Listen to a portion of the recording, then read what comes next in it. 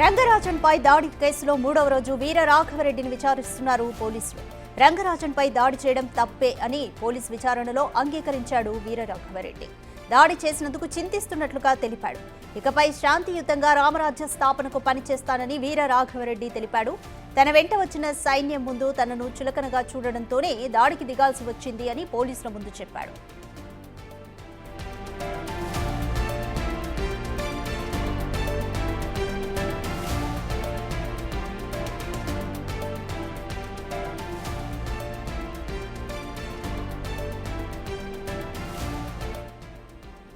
చిలుకూరు ప్రధాన అర్చకులు రంగరాజన్పై దాడి కేసులో 2 రోజుల విచారణ పూర్తయింది. వీర రాఘవరెడ్డి అయితే ఈరోజు మూడవ రోజు వీర రాఘవరెడ్డిని విచారిస్తున్నారు పోలీసులు.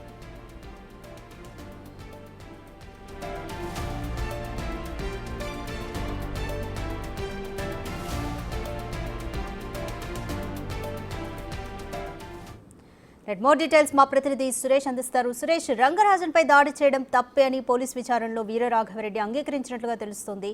అయితే ఇకపై శాంతియుతంగా రామరాజ్య స్థాపనకు పనిచేస్తానని కూడా తెలిపాడు. దీనిపై పోలీసులు ఏమంటున్నారు?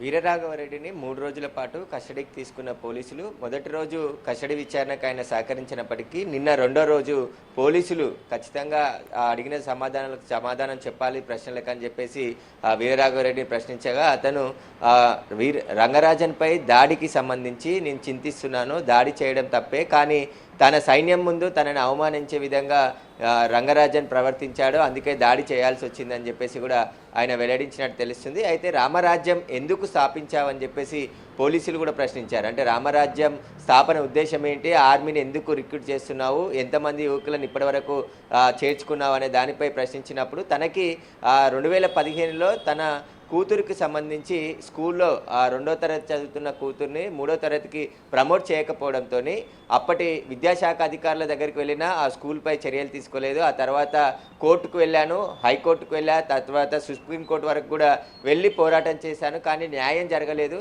అందుకోసమే నేను రామరాజ్యాన్ని స్థాపించి సమన్యాయం చేయాలి, కోర్టులు చేయని న్యాయం నేను చేద్దామనేసి ఈ రామరాజ్యాన్ని స్థాపించాలనుకున్నాను, అందుకోసమే ఆర్మీని రిక్రూట్ చేసుకోవాలని చెప్పేసి కూడా ఆయన పోలీసుల ముందు వెల్లడించినట్టు తెలుస్తుంది. దాంట్లో భాగంగా కొంతమందిని యువకులను ఆ హిందూ టెంపుల్స్కు వచ్చే దేవాలయాలకు వచ్చే యువకులను, అందులో మహిళలను, ఎవరైతే దేవాలయాలను పరిరక్షించే విధంగా ఇంట్రెస్ట్ ఉంటుందో వారిని ఎంచుకొని వారికి ఒక ట్రైనింగ్ ఇచ్చేసి ఈ రామరాజ్యం స్థాపిస్తానని చెప్పేసి కూడా ఆయన విచారణలో వెల్లడించినట్టు తెలిసింది. అయితే రంగరాజన్తో పాటు ఇంకెంతమందిపై దాడి చేశారు, ఎందుకంటే వీరరాఘవరెడ్డి తన మాట వినని వారిని ఖచ్చితంగా దాడులకు పాల్పడతాను, ఎందుకంటే తనకు సంబంధించి తన మాటనే వినాలి, తాను చెప్పిందే చేయాలి అని చెప్పేసి కూడా చాలా చోట్ల సంప్రదించినట్టు తెలుస్తుంది. అందులో భాగంగానే రంగరాజన్ సహకరించకపోవడంతోనే అతనిపై దాడికి పాల్పడ్డట్టు తెలుస్తుంది. అయితే ఇక ఈ వీరరాఘవరెడ్డి బ్యాక్గ్రౌండ్ పైన పోలీసులు పూర్తి విచారణ చేస్తున్నారు. ఇప్పటికే 3 కేసులు ఆయనపై ఉన్నట్టు గుర్తించడం జరిగింది.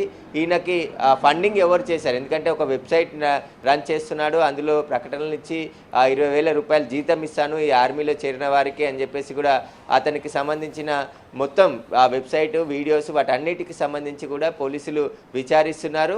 ఇక వీరరాఘవరెడ్డి ఇకపై నేను శాంతియుతంగా రామరాజ్య స్థాపన కోసం పనిచేస్తాను, ఎవరిపై దాడులు చేయను, నేను చదువుకుంది 10వ తరగతి అయినప్పటికీ కూడా ఆ చట్టాలు, శ్లోకాలు, ఇంకా కొన్ని మత గ్రంథాలకు సంబంధించిన పూర్తి బుక్స్ చదివి నేను నాలెడ్జ్ పెంచుకున్నాను, అందుకోసమే నాకు చట్టాలన్నీ కూడా తెలుసు, ఆ చట్టాల కోసమే నేను పోరాడుతున్నాను అని చెప్పేసి కూడా విచారణలో వెల్లడించినట్టు తెలుస్తుంది. అయితే న్యాయ వ్యవస్థలను కూడా నేను శాసిస్తాను, న్యాయమూర్తులు కూడా సరైన న్యాయం చేయట్లేదు సరైన సమయంలో అని చెప్పేసి పోలీసు విచారణలో వెల్లడించినట్టు తెలుస్తుంది. అందుకోసమే నేను రామరాజ్యాన్ని స్థాపించి ప్రభుత్వానికి సమాంతరంగా తాను న్యాయం చేసే విధంగా పనులు చేస్తానని చెప్పేసి దానికోసమే రామరాజ్యం స్థాపించానని చెప్పేసి కూడా పోలీసు విచారణలో వెల్లడించినట్టు తెలుస్తుంది. ఈరోజు సాయంత్రం వరకు కూడా వీరరాఘవరెడ్డిని విచారించి రేపు కోర్టులో హాజరుపరిచే అవకాశం కనబడుతుంది. Thank you Suresh.